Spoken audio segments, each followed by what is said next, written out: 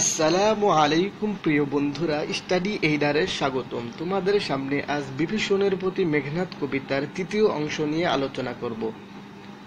এই তৃতীয় অংশের মাধ্যমে আজ এই কবিতাটি সম্পূর্ণরূপে শেষ হবে। তো এই অংশটি ভালোভাবে বোঝার জন্য তোমাদেরকে প্রথম এবং দ্বিতীয় অংশটি দেখার অনুরোধ করছি। তো আসো মূল কবিতায় প্রবেশ করি। মহামন্ত্র বলে যথা নম্রশির ফণি, মলিবদন লাজে উত্তরিলা রথি। মহামন্ত্র বলে যথা অর্থাৎ প্রবল মন্ত্রের শক্তিতে যেভাবে নম্রশির ফণি অর্থাৎ ফণা করা সাপও যেভাবে তার মাথাকে নত করে, মলিবদন লাজে উত্তরিলা রথি। লাজে শব্দের অর্থ হলো লজ্জায়, অর্থাৎ লজ্জায় মুখ মলিন করে উত্তরিলা রথি অর্থাৎ বীর বিভীষণ উত্তর দিল। তারপর কি বলছে? রাবণ অনুজ লক্ষ্মী রাবণ আত্মজে। রাবণ অনুজ শব্দের অর্থ হচ্ছে রাবণের ছোট ভাই বিভীষণ, লক্ষ্মী মানে লক্ষ্য করে, রাবণ আত্মজে। রাবণ আত্মজে মানে হচ্ছে রাবণের পুত্র মেঘনাদ, অর্থাৎ চাচা বিভীষণ তার ভাতিজা মেঘনাদকে লক্ষ্য করে বলল, নাহি দোষী আমি বৎস, বৃথা ভৎস মরে তুমি। অর্থাৎ হে বৎস, আমি দোষী নয়, তুমি আমাকে অযথা বা অহেতুক তুমি আমাকে তিরস্কার করছো। তারপর কি এই অংশটি দ্বারা বোঝানো হচ্ছে যে যেভাবে মহামন্ত্রের শক্তিতে সাপ তার মাথাকে নত করে, তেমনি ভাবে চাচা বিভীষণ তার মাথাকে নত করে তার ভাতিজার কাছে বলছে যে হে ভাতিজা, আমি দোষী নয়, তুমি আমাকে অহেতুক তিরস্কার করছো। তারপর কি বলছে? নিজ কর্ম দোষে হাই মজাইলা এ কনক লঙ্কা রাজা মজিলা আপনি।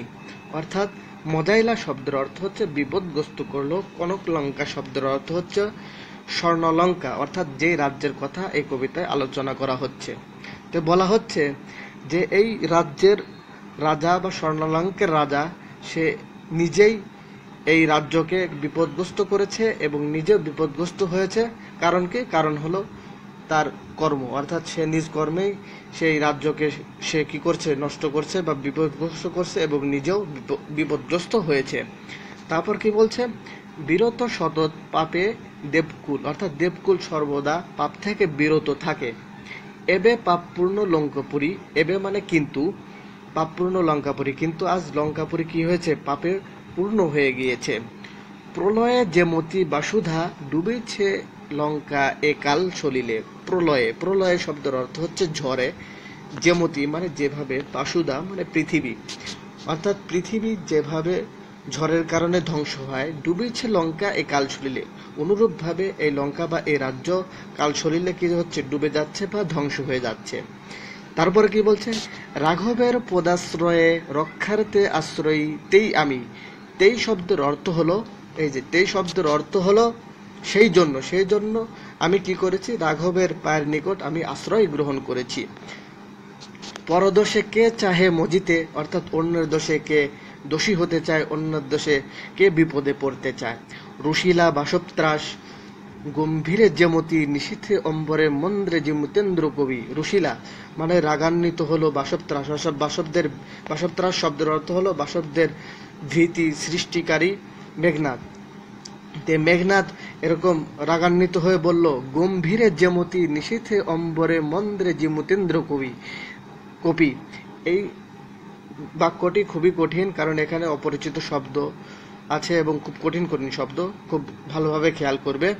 গম্ভীরে মানে ভয়ঙ্কর ভাবে, যেমতি মানে যেভাবে, নিশীথে মানে রাতে, রাতে যেভাবে ভয়ঙ্কর ভাবে, অম্বরে মানে আকাশে, মন্দ্রে মানে শব্দে, আকাশের শব্দের মাঝে, জিমুতেন্দ্র, জিমুতেন্দ্র শব্দের অর্থ হলো মেঘের ডাক।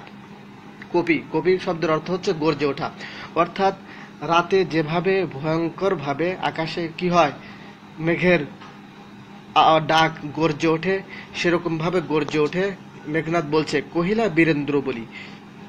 কহিলা বীরেন্দ্র বলি অর্থাৎ বীরেন্দ্র বলি বা বলবান মেঘনাদ বলছে, ধর্মপথ গাবি হে রাক্ষস রাজানুজ, বিখ্যাত জগতে তুমি কোন ধর্ম মতে কহ দাসে শুনি, জাতিত্ব ভ্রাতৃত্ব জাতি এ সকল দিলা জলাঞ্জলি।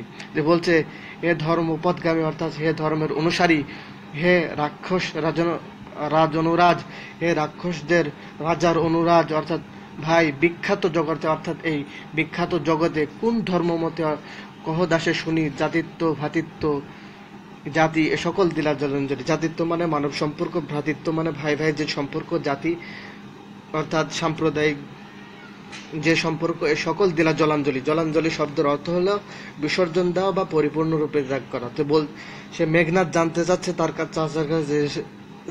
চাচার কাছে যে সে কোন ধর্ম মতে সে সেই ভ্রাতৃত্ববোধ, সে জাতিত্ববোধ, মানব সম্পর্ক সবকিছু ত্যাগ করছে। শাস্ত্রে বলে গুণবান যদি পরজন, গুণহীন স্বজন তথাপি নির্গুণ স্বজন শ্রেয় পর সদা। শাস্ত্র বলে অর্থাৎ বিভিন্ন ধর্মগ্রন্থ বলে গুণবান যদি পরজন অর্থাৎ অপরজন যে আপন নয় সে যদি গুণবানও হয়, গুণহীন স্বজন কিন্তু নিজের আপন যেজন সে যদি গুণহীন হয়, তথাপি নির্গুণ স্বজন শ্রেয় অর্থাৎ নিজের যে আপনজন সে যদি নির্গুণ হয়, তার মধ্যে কোনো গুণ না থাকে, তাও সে শ্রেয়, সে ভালো, কারণ সে আপন। কারণ কি? পর সদা অর্থাৎ পর সর্বদা পরই থাকে, পর কখনো আপন হয় না, আপনই থাকে। সে যদি নির্গুণ হয় সে বিপদে সাহায্য করে। সেই কথা মেঘনাদ তার চাচাকে বোঝানোর চেষ্টা করছে।